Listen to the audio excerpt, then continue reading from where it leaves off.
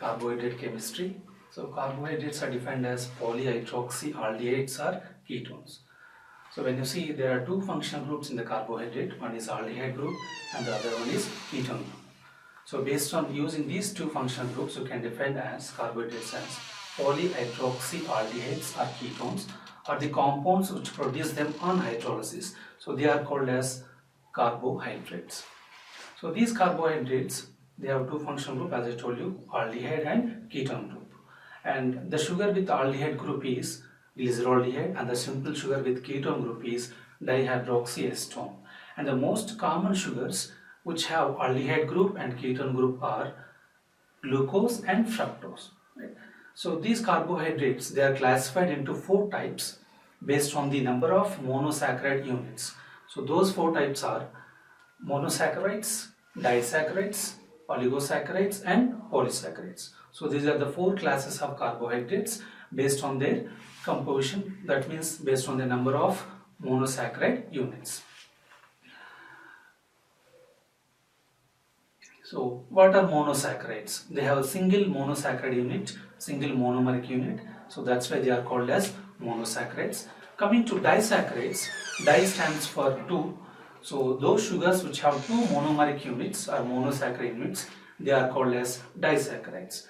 Coming to oligosaccharides, when they have more than 2, means 3 to 10 monomeric units or monosaccharide units, we call those sugars as oligosaccharide. And coming to polysaccharides, when a carbohydrate has more than 10 monosaccharide units, then we call such type of sugars as polysaccharides. So this is simple classification of carbohydrates. They are classified into four types: monosaccharides, disaccharides, oligosaccharides and polysaccharides. Now coming to details of each classification, first coming to monosaccharides. So these monosaccharides are called as simple sugars because they cannot be further hydrolyzed into any other sugars. That's why they are called as simple sugars. And the other reason is they have only one polyhydroxyaldehyde or ketone units. So that's why these sugars are called as simple sugars. So monosaccharides, they have a general formula CH2ON, where N stands for the number of carbons. So that is the use of N for the calculating the monosaccharides. So the formula is CH2ON, N stands for the number of carbon units. So these monosaccharides can be further classified into two types. One is based on the number of carbon units and the other one is based on the functional groups. So monosaccharides, they are classified into two types based on the functional group: aldoses, ketoses. A 3-carbon aldose is glyceraldehyde and a 3-carbon ketose is dihydroxyacetone. And 4-carbon aldose is erythrose and 4-carbon ketose is erythrulose. And 5-carbon aldose is ribose and 5-carbon ketose is ribulose. 6-carbon aldose is glucose and 6-carbon ketose is fructose.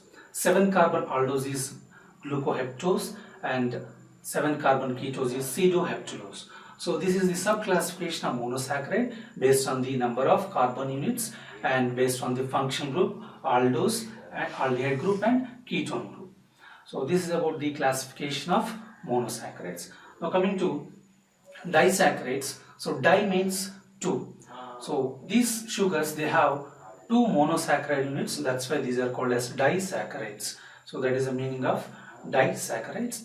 So disaccharides can be defined in other way, like the sugars which yield two monosaccharides on hydrolysis, they are called as disaccharides. Okay. So these disaccharides, they can be further classified into two types based on the reducing property. One is reducing sugars and the other one is non-reducing sugars. So reducing disaccharides are the disaccharides which have a free functional group that can reduce cupric ions. And coming to non-reducing disaccharides, so these non-reducing disaccharides, they don't have a free functional group, so that's why we call them as non-reducing disaccharides, and they cannot reduce the cupric ions. So that is a major difference between reducing disaccharides and non-reducing disaccharides. So the basic difference is availability of a free functional group. So whenever a sugar has a free functional group, we call such sugars as reducing sugars. And when the free functional group is not available, when the carbonyl group is involved in a glycosidic bond, such sugars are called as non-reducing sugars. So in case of disaccharides, the reducing disaccharides are maltose and lactose, and the non-reducing sugar is sucrose. So coming to sucrose, sucrose is called as a non-reducing disaccharide because here the two functional groups, functional group of glucose and functional group of fructose, means as I told you, disaccharides, they have two monosaccharide units. So one of the monosaccharide unit of sucrose is glucose and the other monosaccharide unit is fructose. So these two are joined together by a bond called as glycosidic bond. So in any case, the bond between two monosaccharide units is called as a glycosidic bond. So whenever a glycosidic bond is formed, so that defines whether sugar is reducing or not. And in such case, after formation of a glycosidic bond, if carbonyl group is free, then those sugars are called as reducing sugars, and without a free functional group we call them as non-reduced sugars. So when you see the structure of sucrose, when the glycosidic bond is formed, the carbonyl group of glucose and the carbonyl group of fructose both are involved in the glycosidic bond. So that's why there is no free functional groups, so that makes a sugar reducing. So that's why we call sucrose as a non-reducing sugar. So the common name for sucrose is, it is called as table sugar or cane sugar because it is obtained from the sugar cane. And its composition, as I told you, it has glucose and fructose linked by a glycosidic bond between glucose and fructose. The bond is between the first carbon of glucose and the second carbon of fructose. Right? And there is one enzyme in our body which hydrolyzes the sucrose into both glucose and fructose, and that enzyme is called as sucrase. And when you see the reducing property of sucrose, sucrose is a non-reducing sugar. And as it is a non-reducing sugar, it will give Benedict's test negative, and also it won't form any type of osazones. And osazones are formed by only reducing sugars. So this is in brief about sucrose, the non-reducing disaccharide. Now coming to the reducing disaccharides, so we have maltose. So this maltose is made up of two monosaccharide units. Those are, one is glucose and the second monosaccharide unit is also glucose. So there is a bond between these two glucose units. So that bond is between first carbon of one glucose unit and the fourth carbon of another glucose unit.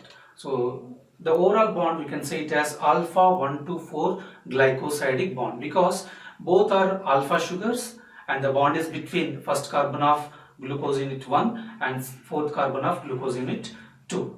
So this makes the composition of maltose. It has two glucose units. And coming to its common name, maltose is called as malt sugar, and the enzyme which hydrolyzes maltose in our body is maltase. So that maltase, when acts on maltose, it cleaves that maltose into two glucose units. So that's why these are called as disaccharides which yield two monosaccharide units on hydrolysis. And as it is, when the glycosidic bond is formed, here in case of maltose, there is one free functional group available. So that makes the maltose a reducing sugar. And as I told you, reducing sugars answer the osazone test. So here the maltose gives a positive osazone test, and the type of osazones formed by maltose are sunflower shaped osazones are formed in case of maltose, and this gives a positive Benedict's test as it is a reducing sugar. So this is about maltose. Now coming to the other reducing disaccharide, lactose. So lactose is, its common name is, it is called as milk sugar, and its composition is, it is made up of again two monosaccharide units. One is galactose and the other one is glucose, and the galactose is of beta type and glucose is of beta type. So the link between beta D galactose and beta D glucose is 1 to 4 linkage, and the enzyme which hydrolyzes lactose in our body is lactase. So when lactase acts on lactose, it hydrolyzes lactose into galactose and glucose. And lactose, when you see its linkage, when the linkage, here the linkage is found between first carbon and fourth carbon of galactose and glucose. So there is one free functional group available with the glucose units, so that makes the lactose also a reducing disaccharide. So as it is a reducing disaccharide, it forms the oesogens, and the oesogens formed in case of lactose are those are hedgehog shaped oesogens, or otherwise this shape can be called as powder puff shaped oesogens. So this is the shape of oesogens formed in case of lactose. So this is about the reducing disaccharides. So when you see overall, we have two types of disaccharides, reducing and non-reducing, and the non-reducing disaccharide is sucrose, and reducing disaccharides are lactose and maltose. So these are the types of oesogens found by these three sugars. So when you see monosaccharides, they form needle-shaped oesogens, particularly glucose, mannose and fructose. All these sugars, they form a similar type of oesogens called as needle-shaped oesogens or broomstick-shaped oesogens. And when you see in case of maltose and lactose, so those are the shapes of maltose and lactose, sunflower-shaped and powder puff-shaped oesogens found here in case of these two reducing disaccharides. So that's about the reducing sugars. And now coming to another class of monosaccharides, oligosaccharides. So these oligosaccharides, they have 3 to 10 monosaccharide units. The oligosaccharides can be defined as the sugars which yield 3 to 10 monosaccharide units on hydrolysis. They are called as oligosaccharides. And the examples for oligosaccharides are raffinose, stachyose and verbascose. So raffinose is a trisaccharide, means it has 3 monosaccharide units, galactose, glucose and fructose. And when you see stachyose, it is a tetrasaccharide made up of 4 monosaccharide units, 2 galactoses, 1 glucose and 1 fructose. And when you see the third example, verbascose, it has 5 monosaccharide units, that's why we call it as a pentasaccharide. So it has a composition of 3 galactose units, 1 glucose and 1 fructose. So coming to the other class of carbohydrates, polysaccharides. So these polysaccharides, they are subclassified into 2 types. One is homopolysaccharide and the other one is heteropolysaccharide. So this is based on the type of sugar unit, type of monosaccharides present in the polysaccharide. So homopolysaccharides are the sugars which have a single type of sugar unit. So the repeating unit in case of homopolysaccharide is of a similar type. It is a single sugar. So that's why they are called as homopolysaccharides. And coming to heteropolysaccharides, so hetero means different. So these polysaccharides, they have more than 2 types of monosaccharide units. So that's why we call them as heteropolysaccharides. So that is the basic difference between homopolysaccharides and heteropolysaccharides. So when a polysaccharide has a similar type of sugar unit or monosaccharide unit, we call them as homo. With a different type of monosaccharide units, we call them as heteropolysaccharides. First, coming to the homopolysaccharides, examples is starch. So starch is a plant polysaccharide. It is made up of glucose units. So the repeating unit in case of starch is, it is made up of only glucose units. So that's why starch as a homopolysaccharide. And this starch has 2 components. One is amylose and the other one is amylopectin. So amylose is the soluble part of the starch and the insoluble component of the starch is amylopectin. So when you see the repeating unit in case of amylose and amylopectin, it is only glucose. But the type of linkage in case of amylose is, it is alpha 1 to 4 linkage. Means we have a linear structure in case of amylose. All the glucose units are linked by alpha 1 to 4 glycosidic linkage. So amylose is a linear form of polysaccharide. So when you see in case of amylopectin, so the amylopectin is another component, insoluble component of starch. So it has a branching points. In addition to the alpha 1 to 4 linkage, they have alpha 1 to 6 glycosidic linkages. So significance of alpha 1 to 6 linkages is, so that alpha 1 to 6 linkage forms a glycosidic bond that creates a branch point. So otherwise alpha 1 to 4 linkages, they form a linear structure and the branch point is formed by alpha 1 to 6 linkage. And now coming to the significance of starch. So starch is a plant polysaccharide. The most abundant polysaccharide in nature is the starch. So that's about the starch.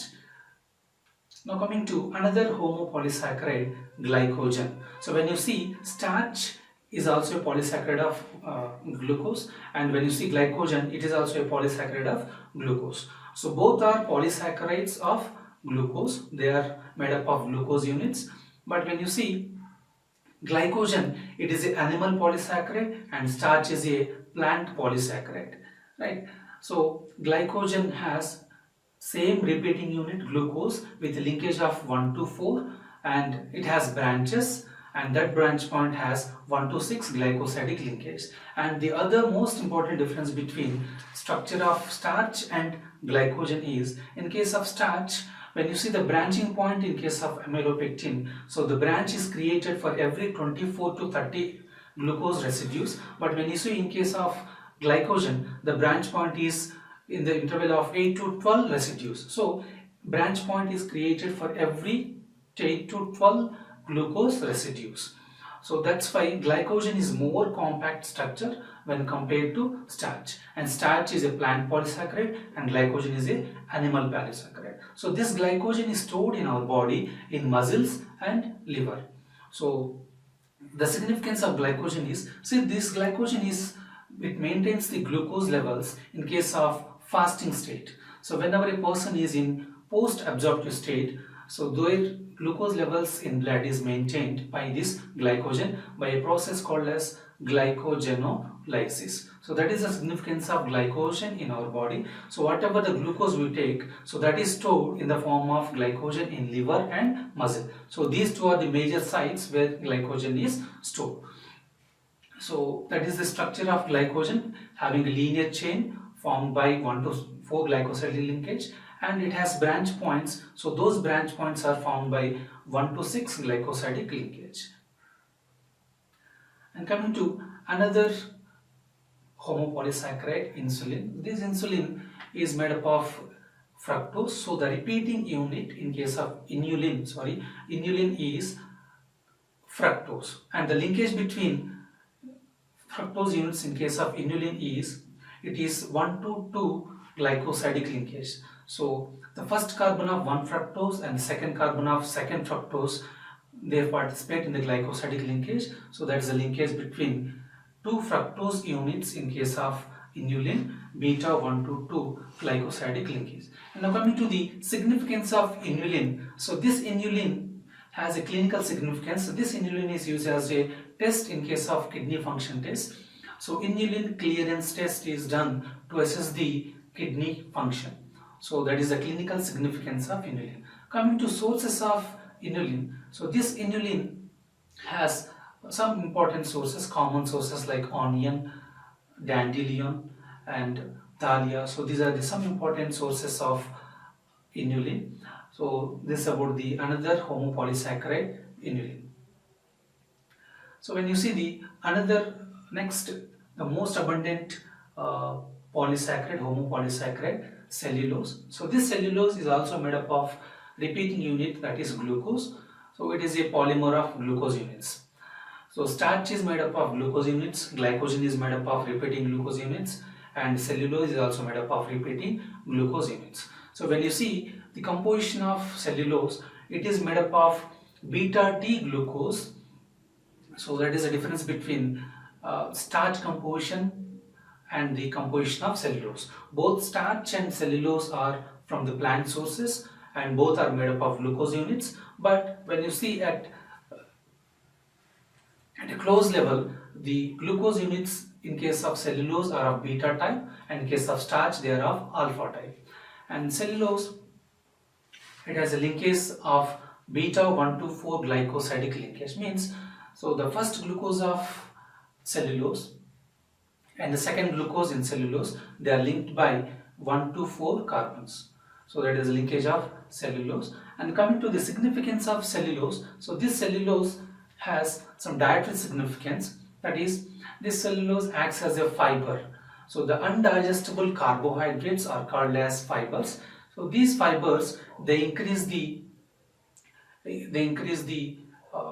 whenever we take the fiber in the diet, they promote GI motility, they prevent the constipation, and these fibers, they are involved in preventing the colon cancers. And the other important point regarding this cellulose is, so this cellulose decreases the levels of, it increases the glucose resistance and decreases the cholesterol levels. So this is the significance of cellulose. It is called as a plant polysaccharide, and to be specific, we call it as a fiber because it cannot be digested in our body, because there is no enzyme which can hydrolyze cellulose, because the linkage between two glucose units in case of cellulose is beta 1,2,4 glycosidic linkage, and to break that linkage we require an enzyme called as cellulase. So that is not present in most of the vertebrates, so that is seen only in case of invertebrates that can hydrolyze cellulose into glucose units. So that's about the significance of another homopolysaccharide, cellulose. And coming to dextrin, one more homopolysaccharide. This dextrin is nothing but a partially hydrolyzed homopolysaccharide. So when the subject start to partial hydrolysis, will get some products. So those products is nothing but dextrin. So simply you can say dextrin as a partial hydrolyzed product of starch. So this dextrin also has linkage 1 to 4 in the linear chain, and at branch points it has 1 to 6 linkage. Coming to dextrans, so these dextrans are synthesized by bacteria. So these bacteria, they synthesize this homopolysaccharide called as dextran, and this is made up of repeating units of glucose. So when you see the linkage in case of dextran, so the two glucose units are joined together by 1 to 6 linkage, and the branch point is formed by 1 to 3 linkage. So that is the linkage and glycosidic bonds formed in case of dextran. So this is specific for dextran because so they are linked by 1 to 6 linkage, and the branch point is formed by 1 to 3 linkage. And the significance of dextran is, as I said, these are synthesized by bacteria. So those bacteria utilize this dextran for their growth. And where these dextrans are seen, so this dextran is seen in case of dental plaques. So those dental plaques, they have the predominant sugar in case of dental plaques is dextrans. So these dextrans are utilized by bacteria for one reason is for its growth, and the other reason is, so this dextran is used for the attachment of bacteria to the teeth. So for that purpose dextran is required, and it is synthesized by bacteria. So this is not present, this is not from the plant sources, this is from the bacteria. So this is about the homopolysaccharides. So heparin. So till now we have discussed about the homopolysaccharides. Now coming to other class of polysaccharides, heteropolysaccharides. So these heteropolysaccharides, as I told you, they have different repeating unit. If they have more than one type of monosaccharide units, we call them as heteropolysaccharides. Coming to the most important types of heteropolysaccharides, heparin. So this heparin is a natural anticoagulant. So coming to its composition, this heparin is made up of Hyaluronic acid and glucosamine sulfate. So this is the composition of heparin. So this is a repeating unit. So when you see in case of heteropolysaccharides, they have a disaccharide units that will be repeated, and in case of heparin, the repeating unit is Hyaluronic acid and glucosamine sulfate, and the linkage between these two sugars is 1 to 3. So alpha 1 to 3 linkage, so that is a linkage, alpha 1 to 4 linkage, the linkage between Hyaluronic acid and glucosamine sulfate. Now coming to significance of heparin, as I told you, this heparin is anticoagulant, and apart from that, so this heparin is also called as clearing factor because it activates an enzyme called as lipoprotein lipase. So that is involved in the lipolysis. So in this way, we call heparin as a clearing factor, and this also acts as an anticoagulant. So this is one of the important heteropolysaccharides. Now coming to another heteropolysaccharide, hyaluronic acid. So this hyaluronic acid has a repeating disaccharide unit, and the two monosaccharide units in case of hyaluronic acid are, one is glucuronic acid and the other one is N-acetyl glucosamine. So that is the repeating unit in case of hyaluronic acid, and the linkage between two monosaccharide units here it is beta 1,2,3 glycosidic linkage. So this sequence will be repeated in case of hyaluronic acid. So that sequence is glucuronic acid and N-acetyl glucosamine. So this hyaluronic acid is present in synovial fluid. So joints, it is present in joints, that too in case of synovial fluid. So the function of hyaluronic acid is it acts as a lubricant. So it decreases the friction by acting as a lubricant. So when you see most of the heteropolysaccharides, they exist as gels. So they are the important components of extracellular matrix. So these heteropolysaccharides, they can absorb water. So when they absorb water, they act like gels. So they act like viscous fluids. So that viscous nature of these heteropolysaccharides is because of their capacity to absorb water. So when you see hyaluronic acid, it is present in synovial fluid and helps in the lubrication of joints. So that is the important function of hyaluronic acid. Apart from that, this is also present in the vitreous humor of eye. So to maintain the transparency of eye, this hyaluronic acid is required. So that is these are the two important functions of hyaluronic acid, acting as a lubricant and present in the vitreous humor of eye. And coming to the other heteropolysaccharide, chondroitin sulfate. So the name itself indicates its tissue location. When you see chondro stands for cartilage, so it is mainly present in the cartilage, tendons and bones. So that's why it is called as chondroitin sulfate. So chondro stands for cartilage. And when you see the composition of chondroitin sulfate and the repeating disaccharide unit in case of chondroitin sulfate is, it has glucuronic acid and N-acetyl galactosamine sulfate. So that is a repeating unit in case of chondroitin sulfate. And the linkage between these two monosaccharide units is beta 1,2,3 linkage.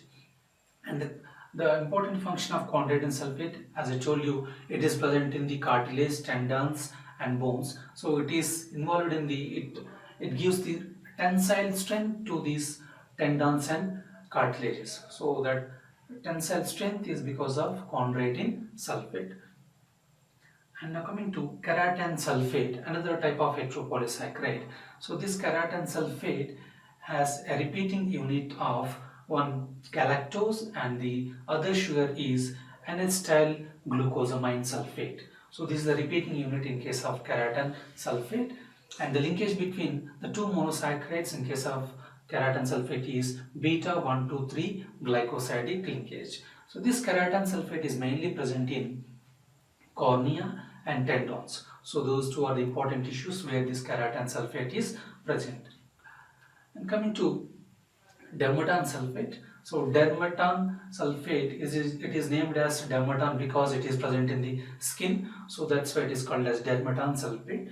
And coming to its composition, so this dermatan sulfate has a repeating disaccharide unit of L-hyaluronic acid and N-acetyl glucosamine. So that is the repeating unit in case of dermatan sulfate. And the linkage in case of dermatan sulfate is beta 1,2,3 glycosidic linkage. So dermatan sulfate function is it maintains the pliability of skin. So that is the important function of dermatan sulfate. Apart from its location in skin, it is also present in the blood vessels and also in case of heart valves. So those are the important sites where it is present, dermatan sulfate. And coming to the general properties of monosaccharides.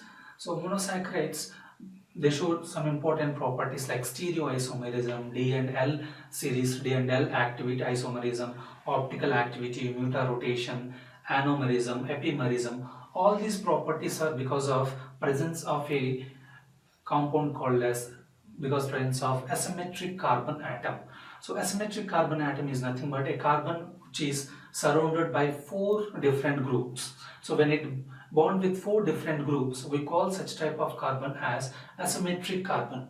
So that asymmetric carbon is responsible for these different properties of monosaccharides. So one is stereoisomerism. So what is stereoisomerism? Stereoisomerism is nothing but it's a type of isomerism in which the compounds have the similar structure formula but they differ in the spatial configuration. So those have similar formula, differ in the spatial configuration, are called as stereoisomers, and this type of phenomenon is called as stereoisomerism. Now coming to D and L series or D and L isomerism, when you see in case of, for example, when you take glucose, glucose has two types of sugars, one is D-glucose and the other one is L-glucose. So D-glucose and L-glucose, what is the difference between D-glucose and L-glucose? So when you see the structure of D and L-glucose and observe the penultimate carbon, the last but one carbon, and there is difference in the orientation of groups. So in case of D-glucose, the hydroxyl group is present on the right side, and in case of L-glucose, the hydroxyl group is present on left side. So this decides whether sugar is a D sugar or L sugar. So based on the orientation of groups on the penultimate carbon in a sugar, we can classify sugars into D type or L type. So the basis for the classification of all the sugars into D type and L type is, we'll take the reference sugar called as glyceraldehyde. So based on the orientation of groups in the glyceraldehyde, in its penultimate carbon, we classify all the sugars into D and L type. So when you classify glucose into D and L type, we have two types, D glucose and L glucose, and there is difference in the orientation of OH group on the penultimate carbon. So that is about D and L series and D and L isomerism. And coming to another important property in case of monosaccharides is epimerism. Epimers. So what are epimers? So when you see structure of, first we'll compare the structure of glucose and mannose. So when you see the structure of glucose and mannose, so they differ only in the spatial configuration at a single carbon atom, and that is at second carbon. So any sugars, when you compare two sugars which differ from each other in the orientation of groups at only a single carbon atom other than the reference carbon atom, we call such type of sugars as epimers. And glucose and mannose are epimers with regard to carbon number 2, because so there is difference in the orientation of groups at only second carbon when you compare glucose and mannose, right? And same way when you compare glucose and galactose, these two sugars, glucose and galactose, they differ in their orientation at carbon number 4. So we can say that glucose and galactose are epimers with regard to fourth carbon, because there is difference between these sugars, two sugars at fourth carbon atom, right? So this type of isomerism is called as epimerism. So this type of sugars which differ from each other at a single carbon atom other than the reference carbon atom, we call them as epimers, right? So interconversion of these epimers is brought by an enzyme called as epimerase, and that interconversion process we call it as epimerization, right? So glucose can be converted into mannose, mannose can be converted into glucose by the action of enzyme epimerase. Same way, glucose can be converted into galactose, galactose can be converted into glucose by the action of epimerase. So epimerase catalyzes the interconversion of epimers, and this process is called as epimerism. And the other important general property of monosaccharide is optical activity. So what is optical activity? So when you prepare a carbohydrate solution and you pass the light through that carbohydrate solution, that light may be rotated towards the right side or towards left side. So when the light is rotated towards right side, we call it as dextrorotatory, and if that sugar solution, carbohydrate solution, rotates lights towards left side, we call those sugars as levorotatory. So based on the optical activity, we can classify sugars into dextrorotatory and levorotatory. So this is another type of isomerism, optical isomerism, right? So this is simply based on the rotation of light towards right or left. So when you take examples, glucose is dextrorotatory, means when you prepare glucose solution and pass a light through that solution, it rotates light towards right side. So glucose is dextrorotatory, and the same light when passed through the fructose solution, it rotates light towards the left side. So we call fructose as levo-rotated because it is rotating light towards left side. So this is optical activity. Now coming to Anomalism. What is Anomalism? What are Anomers? So before going to details of Anomalism, first we have to know what are Anomers.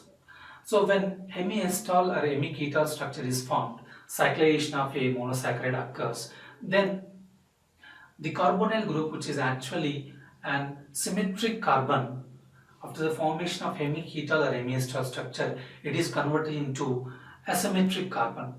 So such carbon, that carbon, now it is called as anomeric carbon, right?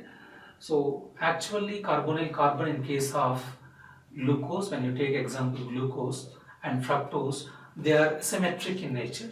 But when hemiacetal or hemiketal is formed, that carbon is converted into asymmetric carbon. So such carbon, that carbon we call it as anomeric carbon. And that when you see, there are two types of anomers. In case of glucose, glucose has alpha anomer and beta anomer. So alpha is when the anomeric carbon has the OH group on right side or below the plane, we call it as alpha D glucose. If the OH group on the penultimate carbon is on right side and OH group on the anomeric carbon is on right side, then the sugar becomes alpha D glucose. And the same way, when you compare alpha D glucose with the beta D glucose, so the difference is, in case of beta D glucose, the anomeric carbon has a different orientation of groups. When you see the OH group in case of beta D glucose, it is in left side and compared to the alpha D glucose. So this is simply orientation of H and OH groups on the anomeric carbon. If anomeric carbon has a OH group on right side, we call it as alpha anomer. If it has OH group on left side, we call it as beta anomer. So the interconversion of alpha glucose into beta glucose to alpha glucose is called as Anomalism. So that occurs through an open aldehyde form, and that type of interconversion we call it as Anomalism. And coming to mutarotation, what is mutarotation? So when you prepare a carbohydrate solution, first we will take D-glucose. When D-glucose is taken and when you prepare a solution, and when you pass the light through that D-glucose solution, there is a gradual change in the specific rotation from plus 112 degrees to 52.5 degrees. So this change in specific rotation is called as mutarotation. So D-glucose has an initial rotation of plus 112 degrees. So that changes gradually to 52.5. There it is stabilized. The same way, when you take beta glucose, that beta glucose has a specific rotation of 19 degrees, plus 19 degrees, and that gradually changes to 52.5, and there it is stabilized. So this type of change in rotation is called as mutarotation. So there is gradual change in the specific rotation of a freshly prepared sugar solution until it attains a equilibrium is called as mutarotation. So after the attaining a stable degree of rotation, so when you see the proportion of alpha glucose and beta glucose, 1/3 of the composition is alpha glucose and the 2/3 sugar is beta glucose. So that's about the mutarotation, another important property of monosaccharides. Now coming to derivatives of monosaccharides. So what are derivatives of monosaccharides? We have simple sugars like glucose, mannose, galactose. These derivatives of monosaccharides are obtained by substituting the hydroxyl group or making the changes in the carboxyl group, the carbon group. So when you take deoxy sugars are formed by removing the hydroxyl group from the carbon number 2 in case of ribose, and galactose, when the oxygen is removed, it becomes a deoxygalactose. In the same way, another example for deoxy sugars is fucose.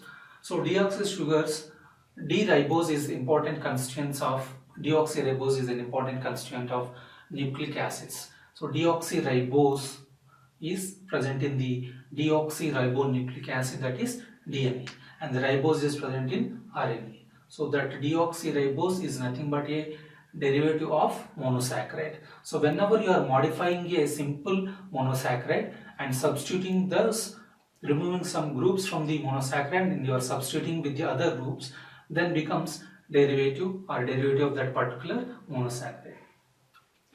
So this is the structure of deoxyribose. You can see at the second carbon there is removal of oxygen. So that's why we call it as deoxyribose. And coming to another type of derived monosaccharides, monosaccharide derivatives, amino sugars. Here the hydroxyl group is replaced by amino group. So that's why we call it as amino sugars. So example is glucosamine.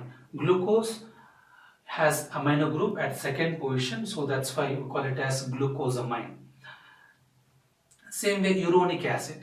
If the last carbon is oxidized to carboxyl group, COH group, then we call those sugars as uronic acids.